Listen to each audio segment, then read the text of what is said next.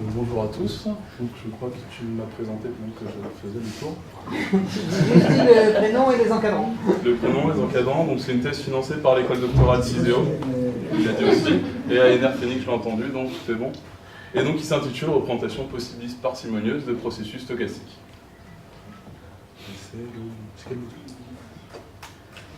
Ah ben voilà, c'est bon. Donc ma présentation... Ah c'est celui, excuse-moi.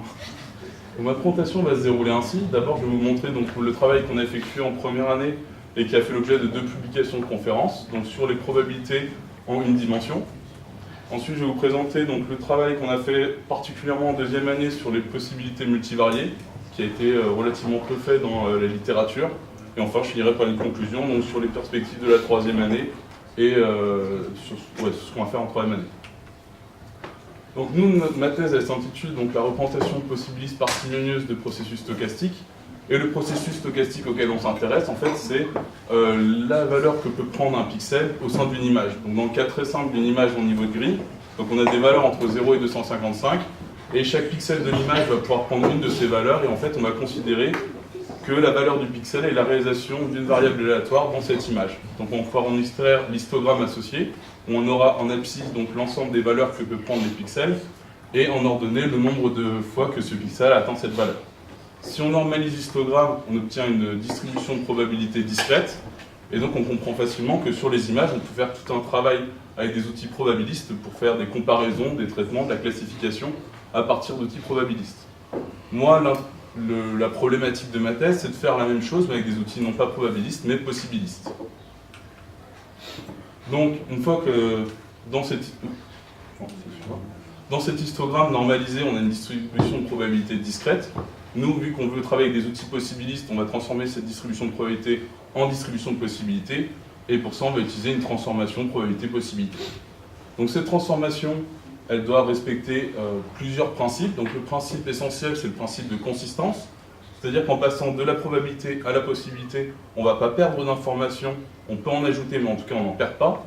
Et la deuxième, c'est qu'on va respecter l'ordre. C'est-à-dire que si la probabilité d'un événement A est supérieure à la probabilité d'un événement B, il faut qu'on retrouve cet ordre en possibilité. Donc ça, c'est des principes assez simples qui nous permettent de garantir qu'on ne fait pas n'importe quoi quand on passe d'une probabilité à une possibilité. Enfin, une dernière chose qu'on aimerait, c'est avoir la courbe la plus spécifique possible, c'est-à-dire pas trop informative, puisque plus on a une courbe étendue et moins on a d'informations dedans. En fait, tout est noyé dans le flou, en quelque sorte. Donc le but, c'est d'avoir une courbe assez restreinte et qui modélise proprement l'information en possibilité. Donc, puisqu'on était dans le discret, on s'est d'abord intéressé aux transformés de probabilité à possibilité discrète.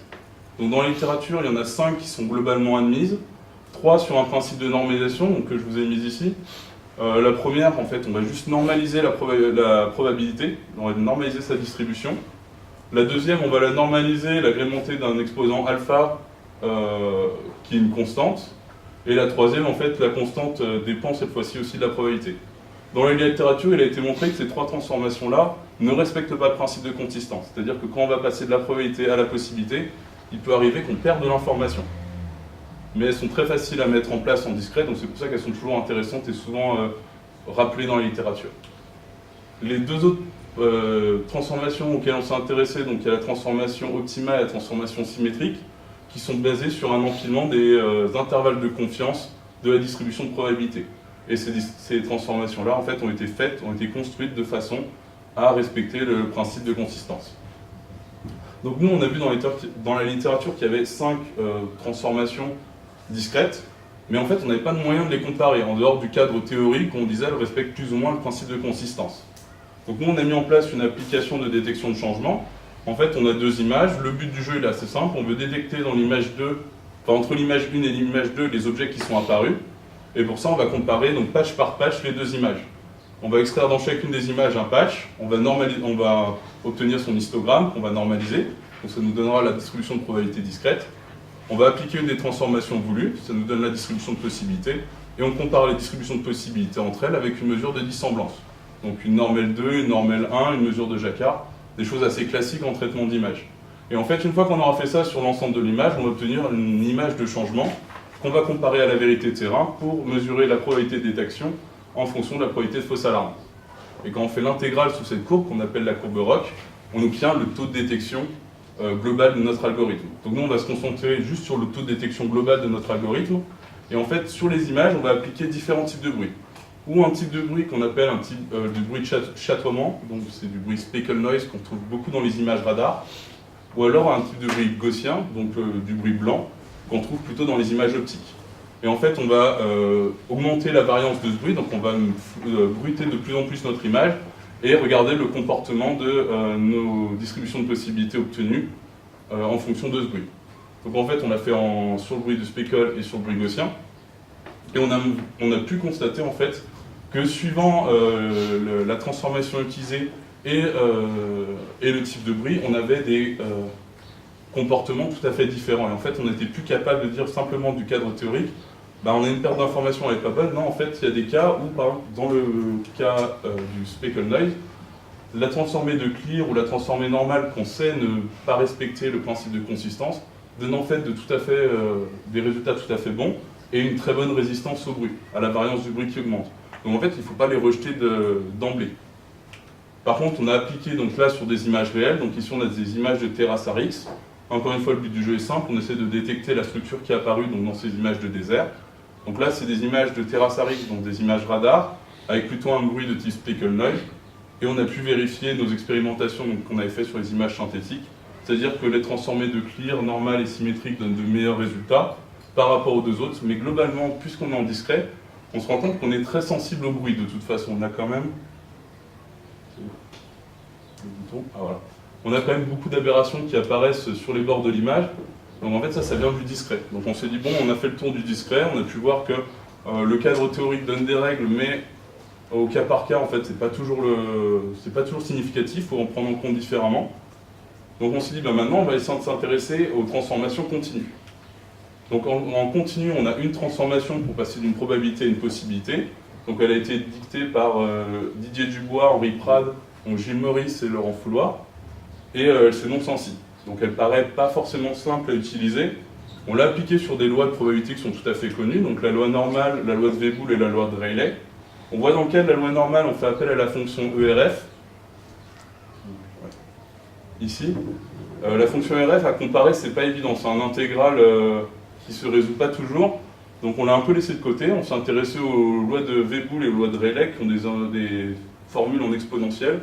Donc très simple à comparer, on s'est concentré sur ces deux lois-là.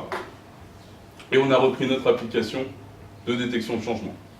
Donc en fait, puisqu'on a un modèle continu maintenant qui modélise l'information, il ne nous faut plus non plus une mesure discrète pour les comparer, mais une mesure continue. Donc là, cette fois-ci, on s'est intéressé à la divergence de Kullback-Leibler, dont Amar avait un peu parlé précédemment, où en fait, on va donner une mesure de l'entropie relative d'une distribution de possibilités par rapport à une autre. Et en fait, on a déterminé les deux formules analytiques de cette divergence pour la loi de Weibull et pour la loi de Rayleigh. Donc, ce qui nous permet de garder une comparaison continue de nos modèles continus. Donc encore une fois, comme je l'ai dit, on l'a appliqué au traitement aux détections de changement. Et on l'a comparé cette fois-ci, la détection de changement probabiliste et la détection de changement possibiliste avec les mêmes lois. Dans le cas du modèle de Weibull, on a vu que les performances étaient globalement similaires. On avait des fois des possibilités qui étaient un peu mieux, des fois des probabilités qui étaient un peu mieux, mais globalement on observe la même tendance. Dans le cas de Weibull, dans le cas de Rayleigh, on obtient exactement les mêmes performances, mais sur nos images simulées. En fait, ce qu'il faut savoir, c'est sur nos images simulées, on obtient les mêmes performances. Par contre, on se dit, il faut l'appliquer à des images réelles, donc on prend nos images réelles, on applique notre modèle de Rayleigh, et là, ce qu'on voit, c'est qu'en fait, en possibilité, par rapport aux probabilités, on est beaucoup moins perturbé par le bruit. En fait, on arrive à exactement détecter ce qu'on voulait, et toutes les zones ici qui sont dues à des changements qui n'ont pas vraiment lieu, en fait, en possibilité, on va être plus robuste à ce genre de changement. Donc on s'est dit qu'il y avait quand même un intérêt à continuer à faire une modélisation possibiliste et un traitement possibiliste sur nos images. Donc la partie sur le discret a fait l'objet d'une publication dans la conférence LFA, donc c'est une conférence nationale, et la partie sur le continu et le développement d'une mesure de divergence continue entre possibilités a fait l'objet d'une conférence internationale l'année dernière, conférence Fusil 3E à Naples. Donc maintenant, en deuxième année, on s'est intéressé, puisque les images en fait sont souvent pas des images aussi simples que des images en niveau de grille, ça peut être des images hyperspectrales ou multispectrales, on s'est intéressé à définir des distributions de possibilités multivariées. Donc là, on est reparti dans la littérature, on allait faire l'état de l'art, on allait regarder comment on fait des distributions de possibilités multivariées. Et en fait, on s'est rendu compte qu'il n'y avait pas énormément de choses de faites. Une des façons de le faire, c'était de définir sur chaque variable dans une dimension sa marginale et combiner les marginales à l'aide de T-normes, donc ce qu'on appelle les triangulaires normes, qui peuvent être des choses assez simples, donc comme le produit ici, ou juste le minimum des deux distributions de possibilités pour les combiner. Donc ça, on avait ça, mais bon, c'est pas très satisfaisant, et puis encore une fois, on est dans le discret, ça nous intéresse un peu moins. Dans le continu, il y avait les travaux de Hideo Tanaka, qui a proposé une famille de lois de possibilités exponentielles en n dimensions, mais ces travaux n'ont pas été poussés très loin, et il n'a pas mis ça en lien avec les probabilités. Donc nous, c'est pas une transformée de probabilité à possibilité, on avait juste en fait une famille de possibilités exponentielles. Donc nous, on s'est dit, bon, on va créer nous-mêmes notre transformée probabilité-possibilité en plusieurs dimensions. Donc on est reparti depuis la définition de ce que c'est qu'une distribution de possibilités et qu'est-ce que c'est qu'une distribution de possibilités qui est consistante avec une distribution de probabilité. Ensuite, on a défini un cadre d'application, donc on a pris une variable x tout à fait quelconque en n dimensions, de moyenne mu et de matrice de variance-covariance sigma, donc quelque chose de tout à fait normal dans la plupart des traitements probabilistes. Ensuite, on a défini donc, un champ d'application, on s'est concentré sur les lois de probabilité qu'on appelle elliptiques. Donc on a utilisé une fonction f, qui est une densité de probabilité, qui a donc ici un coefficient de normalisation alpha n divisé par la racine carrée du déterminant de la matrice de variance-covariance, fois une fonction génératrice, utilisant donc la fonction génératrice g, utilisant la distance de Malanobis, le carré de la distance de Malanobis. Et en fait, le carré de la distance de Malanobis, donc simplement en deux dimensions, si on développe cette distance, en fait, on retrouve juste l'équation d'une ellipse. Donc en fait, notre fonction génératrice g ici nous génère notre forme elliptique de notre distribution de probabilité. Donc ça, c'est notre cadre de travail. On s'est dit, à partir de cette distribution de probabilité elliptique tout à fait générale en n dimensions, on va en faire une distribution de possibilité elliptique en n dimensions. Donc dans un premier temps, on a calculé la cumulative de cette fonction. Donc je vous passe les détails du calcul, mais en fait on a fait des changements de variables astucieux qui nous ont permis de nous retrouver finalement à une forme de la cumulative qui est assez simple pour nous de travailler avec. Et enfin on obtient la distribution de possibilités, on sent juste 1 moins cette fonction cumulative. Donc on obtient ici la distribution de possibilités générale en n dimensions d'une distribution de probabilité elliptique. Alors cette formule-là, comme ça, quand on la voit, on se dit mais comment on va travailler avec? En fait, ça paraît assez immangeable, et quand on passe à des cas assez intelligibles, c'est-à-dire on passe en dimension 2 par exemple, si on l'applique à des lois telles que la loi de Cauchy, la loi de Student ou la loi normale, en fait on se rend compte qu'on obtient là des distributions de possibilités donc bivariées très simples, dont la formule est très simple. En normal, on obtient juste l'exponentielle de la distance de Malanobis, ou en Cauchy, c'est 1 sur la racine carrée de 1 plus cette distance. Donc en fait, on a une façon très simple de modéliser une possibilité multivariée, elliptique. Et puisqu'on a maintenant, encore une fois, une représentation continue de notre information contenue dans l'image, il nous faut une mesure de dissemblance continue pour les comparer. Parce que c'est toujours intéressant, une fois que tu as modélisé l'information, de pouvoir les comparer entre elles, en fait. Donc ici, je vous ai mis le tracé d'une distribution de possibilités elliptiques pour la loi normale. Et donc on a défini la mesure de Kullback-Leibler, donc la divergence de Kullback-Leibler. On a déduit la forme analytique entre deux distributions de possibilités. Donc ce qui nous donne ça, et qui est assez simple à utiliser en fait. On a une mesure continue d'une représentation continue de notre information. Donc on l'a appliqué cette fois-ci à des détections de changement, mais sur un autre jeu d'images. Donc là, c'est les images que m'avait donné Amar, qui sont donc des images alors de l'US Air Force, si je dis pas de bêtises, de l'US Air Force, où en fait ils sont amusés à garer des véhicules ici, des endroits bien précis qu'ils connaissent. Et en fait, en avion, ils sont venus prendre des images en survolant la zone, des images radar. Et en fait, on a une image avec changement, donc l'image 1 et l'image 2, qui sont deux images différentes, et l'image sans changement, l'image 3 et l'image 4.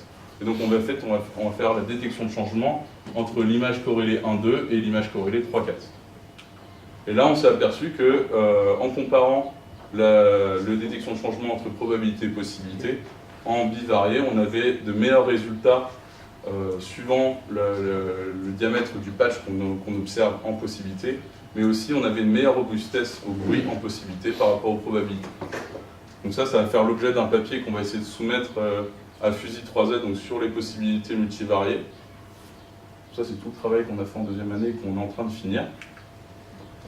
Et donc pour la troisième année, donc en premier, donc essayer de finir de rédiger et de soumettre ce papier. Ensuite, on va essayer de, maintenant qu'on a développé tout un tas d'outils possibilistes pour faire du traitement d'image, on va essayer de faire une modélisation possibiliste des coefficients d'ondelette. Donc ça sera un travail qu'on va commencer avec Abdou en septembre si on peut.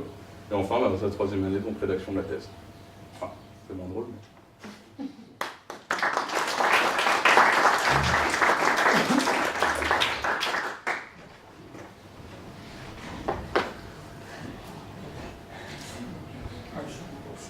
Docteur, voilà, t'es en bivarié, mais t'estimes comment ta matrice de covariance? Alors, nous on la prend avec l'estimation la plus simple possible, tu vois. On n'a pas pris d'estimation compliquée. On sait mettre la fonction MATLAB variance, on veut la variance de ce jeu de données, la variance de ce jeu de données, et on construit notre matrice de variance-covariance comme ça. La SF? Ouais. Parce que quand tu calcules, enfin, en estimation robuste, donc tu as ton G de N qui apparaît. Donc quand tu fais ton maximum de vraisemblance, en fait, de ton estimation de matrice de covariance, tu vas avoir une fonction G' sur G qui va apparaître. La plupart du temps, on ne la connaît pas, cette fonction. C'est pour ça qu'il rend aussi tes calculs assez difficiles des fois. Et tu as le droit de prendre en fait, des fonctions phi qui respectent certaines propriétés. Et en fait, tu montres synthétiquement que tu as les mêmes performances. Alors peut-être que, je ne sais pas... À creuser, ouais. Regardez. On vient de finir en fait les formules, on n'a pas eu le temps de... Ouais, si on multivarié plus, enfin, fais quand même aussi attention à l'estimation parce que ça peut être un peu bizarre avec des fonctions elliptiques. Ouais, mais alors c'est assez simple. Dans notre communauté, ils ne sont pas trop virulents sur l'estimation elle-même de la variance-covariance, même si c'est vrai qu'il y a de bien meilleures méthodes maintenant que juste la méthode que vous C'est vrai que c'est pas le maximum de vraisemblance, tu ne tombes pas sur le... Ouais. Estimé qui est même pas qui est assez peu consistant, mais qui est synthétiquement pas... Bon après, en bivarié, je pense pas que c'est un impact énorme. Nous on se dit qu'avec une description de possibilités, on est censé avoir un modèle plus souple, et donc même si notre estimation est fausse, on dit qu'on prend en compte d'une certaine façon. Ouais, ce qui est marrant en fait, c'est que la possibilité t'apporte la robustesse, mais l'estimation robuste, donc la covariance apporte aussi la robustesse. Ouais. Alors après, voilà... Est-ce qu'on peut mélanger les deux? On s'y intéressera, oui, bien sûr. Qu'est-ce qui va permettre d'avoir le plus de robustesse? Ça, j'en suis incapable de dire, mais c'est vrai que c'est intéressant. Je vais poser deux, trois petites questions, c'est pas pour déstabiliser. C'est juste pour comprendre. En fait, moi, j'ai pas compris l'objectif. L'objectif, en fait, on fait du traitement d'image en probabilité actuellement, donc les mixtures de Gaussienne, tout ça. Et il y a très peu de choses qui sont faites en possibilité, donc nous, on va juste essayer de développer des outils ou utiliser des outils dans les possibilités pour faire les mêmes choses et si possible avoir des meilleures performances en fait. Mais c'est de façon très simple et sur des cas, là on a pris de la détection de changement, c'est très simple, il n'y a pas d'apprentissage, il n'y a pas de classification, on a deux classes, c'est changement ou pas changement.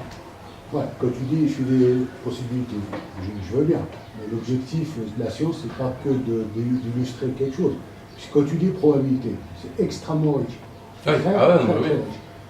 Et là, tu dis, je suis un traitement possibiliste. Si tu me dis, j'ai très peu de données, j'ai très peu de mesures, je suis obligé de passer à des possibilités, je te dis, ok, mais là, avec tes images, tu as énormément de données. Ouais. Pourquoi tu fais du possibilité?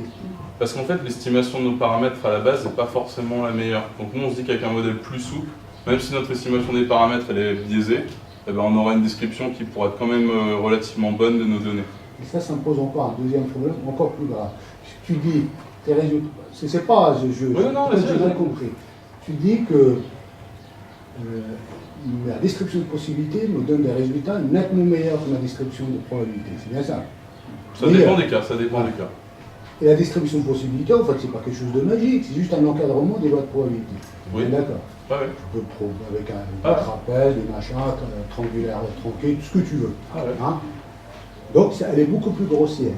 Oui. Tu es en train de me dire, quand j'utilise quelque chose de plus grossier, ouais, c'est ça la magie. Ouais, mais comment?